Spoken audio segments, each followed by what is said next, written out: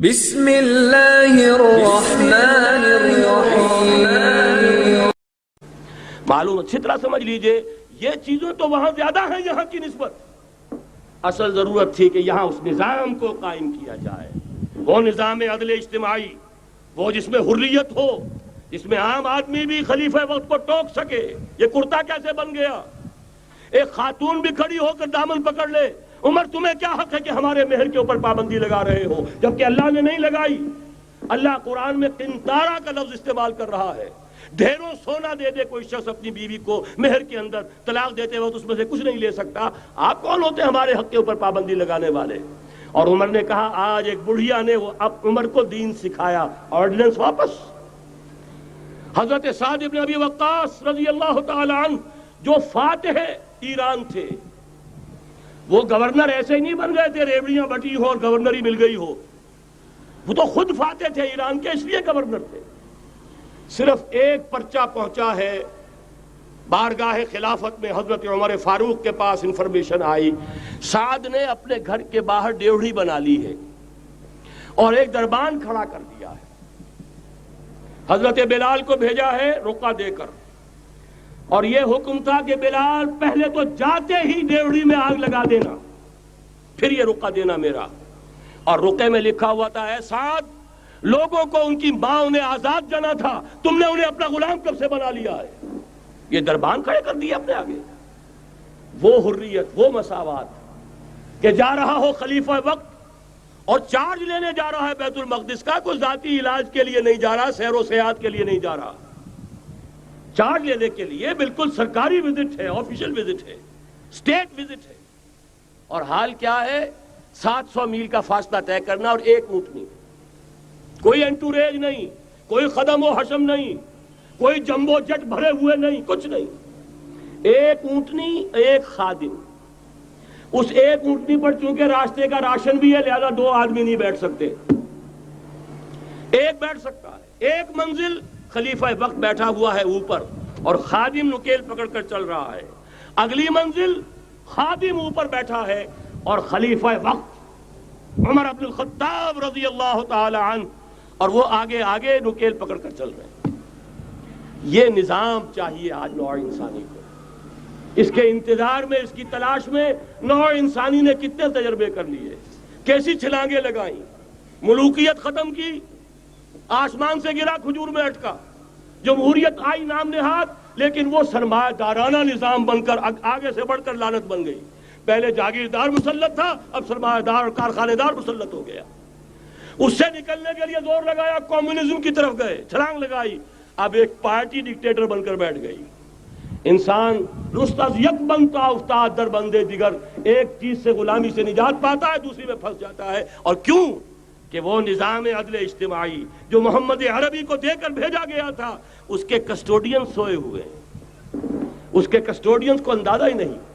یہ نسخہ تو ہمارے پاس تھا، ہمیں عمل کرنا تھا اور دنیا کے سامنے پیش کرنا تھا۔ پاکستان بنایا اس لیے گیا تھا کہ ہم اس کا ایک نمونہ دنیا کے سامنے پیش کریں گے۔ قائد اعظم نے فرمایا تھا کہ ہم یہ چاہتے ہیں کہ پاکستان کی صورت میں عہد حاضر میں اسلام کے اصول حریت و اخوت و مساوات کا ایک نمونہ قائم کر کے دکھائیں۔ کہاں ہے وہ؟ بھٹک گئے، سو گئے۔ بہرحال اب بھی وقت ہے، جب تک سانس تب تک آس۔ میرے عزیز نے تو ڈرایا ہے اور صحیح ڈرایا ہے۔ اللہ تعالیٰ نے 25 برس انتظار کیا تھا، پہلے عذاب کا کوڑا پھر مارا ہماری پیٹھ پر۔ وَلَنُذِيقَنَّهُم مِّنَ الْعَذَابِ الْأَدْنَىٰ دُونَ الْعَذَابِ الْأَكْبَرِ، بڑے عذاب سے پہلے چھوٹا عذاب کا مزہ چکھائیں گے، لَعَلَّهُمْ يَرْجِعُونَ، شاید کہ لوٹ آئیں۔ وہ ہم سے 1000 میل کے فاصلے پر ہوا تھا، اگرچہ 93,000 ہمارا کڑیل جوان، جن میں غالباً 43,000 فوجی، اور یہ کہ تقریباً اتنی تعداد میں جو غیر فوجی تھے، وہ اس ہندو کے غلام بنے، قیدی بنے، جن پر 800 برس تک، کہیں 600 برس تک، کہیں 1000 برس تک حکومت کی تھی۔ اتنی بڑی شکست کا کلنک کا ٹیکہ ہماری پیٹھ پر پڑا۔ پہلے عذاب کا کوڑا آ گیا تھا، 25 برس ہو گئے تھے قمری حساب سے، نوٹ کر لیجئے، یہ نہ سمجھیے 24.25 برس ہوئے تھے، 24.25 برس قمری حساب سے 25 برس تھے۔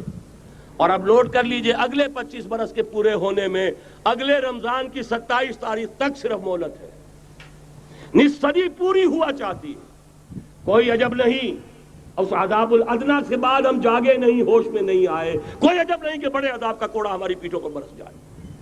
لیکن مجھے یہ یقین ہے، نوٹ کر لیجئے، اگر یہ دوسرا امکان ہو گیا، خدا نہ خواستہ اللہ کے عذاب کا کوڑا ہماری پیٹھ پر برسا، مجھے یقین ہے اللہ ہندوؤں کو مسلمان بننے کی توفیق دے گا، لیکن اسلام کا بول بالا اسی خطے سے ہوگا۔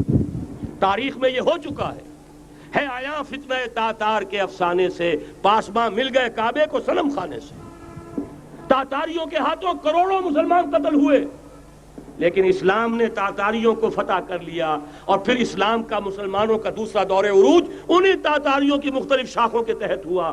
وہ تاتاری ہی تو تھے، وہ سارے ہورس، ٹرکش ہورس، ترکان تیموری، ترکان صفوی، ترکان سلجوقی، ترکان عثمانی، وہی تو سٹاک تو وہی ہے آیا فتنہ تاتار کے افسانے سے، پاسباں مل گئے کعبے کو صنم خانے سے، اس لیے کہ حضور نے فرمایا مشرق سے ہوگا، یہاں سے فوجیں چلیں گی، تو کوئی عجب نہیں۔ بہرحال یہ دو امکانات ہیں، لیکن اس کا فیصلہ تیرے ہاتھوں میں ہے، دل یا بدن، سیدھی بات۔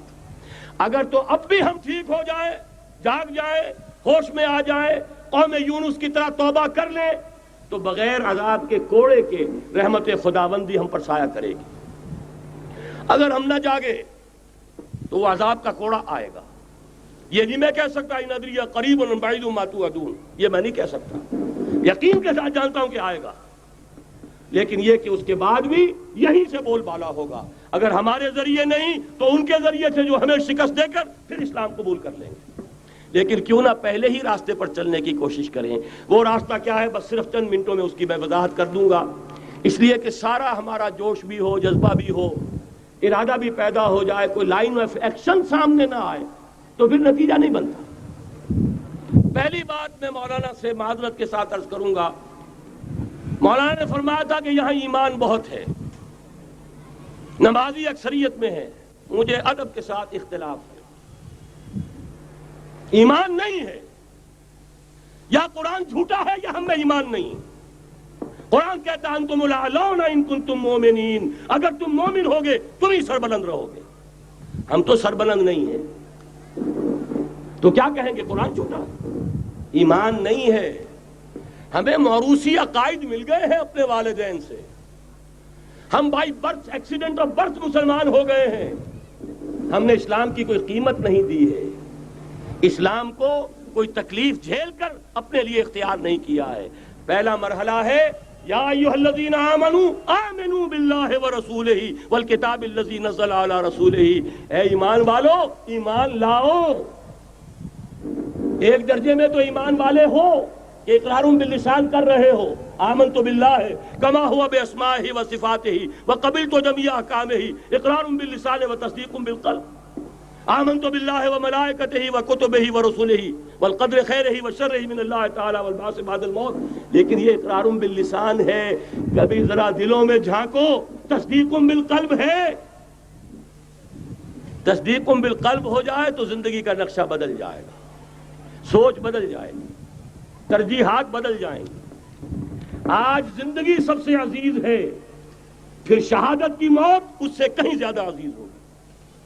نشان مرد مومن بات گویم جو مرگ آئے تبسم بر لبے اوست۔ تو پہلا مرحلہ ہے ایمان کی تجدید، ایمان کو تازہ کرو، ایمان کو تازہ کرو، اور اس کے لیے منبع اور سرچشمہ قرآن حکیم۔ هو الذی ينزل علی عبدہ آیات بینات لیخرجکم من الظلمات الی النور۔ قرآن سے ہی لوگوں کو بلاؤ، تلاوت آیات کے ذریعے سے لوگوں کو کھینچو، یہ میگنیٹ ہے جو سلیم الفطرت لوگوں کو کھینچ لے گا، پھر اسی کے ذریعے سے تزکیہ کرو۔ یا ایھا الناس قد جاءتکم موعظۃ من ربکم وشفاء لما فی الصدور، تمہارے سینوں کے اندر جو روگ ہیں ان کا علاج بھی یہی قرآن ہے، پھر اسی کی تعلیم دو۔ یتلو علیہم آیاتہ ویزکیہم ویعلمہم الکتاب والحکمہ، یہ پہلا مرحلہ۔ دوسرا مرحلہ جو ایمان اپنا تازہ کر لیں، شعوری طور پر اللہ، آخرت، رسالت، قرآن، محمد الرسول اللہ کی ختم نبوت، اس پر ایمان لے آئیں شعوری طور پر، تجدید ایمان۔ نوٹ کر لیجئے سورہ نساء کی وہ آیت، یا ایھا الذین آمنوا آمنوا باللہ ورسولہ، ایمان لاؤ۔ اے ایمان والو ایمان لاؤ. جو لوگ یہ مرحلہ طے کر لیں وہ بنیان مرصوص بنے بیعت کی بنیاد پر. لیکن بیعت کون سی؟ بیعت جہاد. یہ جو بخاری شریف میں ترانہ آیا ہے صحابہ کرام کا، غزوہ خندق میں جب صحابہ کدالیں چلا رہے تھے، خندق کھودی جا رہی تھی، تو ان کی زبانوں پر ایک شعر تھا، نحن الذین بایعوا محمدا علی الجہاد ما بقینا ابدا. ہم وہ ہیں جنہوں نے محمد سے بیعت کی ہے جہاد کی، جب تک جان میں جان ہے جہاد جاری رہے گا. یہ جہاد کی بیعت. سید احمد بریلوی رحمۃ اللہ علیہ نے پہلے بیعت لی تھی بیعت ارشاد، پھر بیعت لی بیعت جہاد، اور اسے کہا یہ سلسلہ محمدی ہے. سلسلہ چشتیہ میں بیعت ہو گئی، سلسلہ سہروردیہ میں ہو گئی، سلسلہ نقشبندیہ میں ہو گئی، سلسلہ قادریہ میں ہو گئی. اب آؤ بھائی سلسلہ محمدیہ میں بیعت کرو، اور سلسلہ محمدیہ جہاد کی بیعت ہے.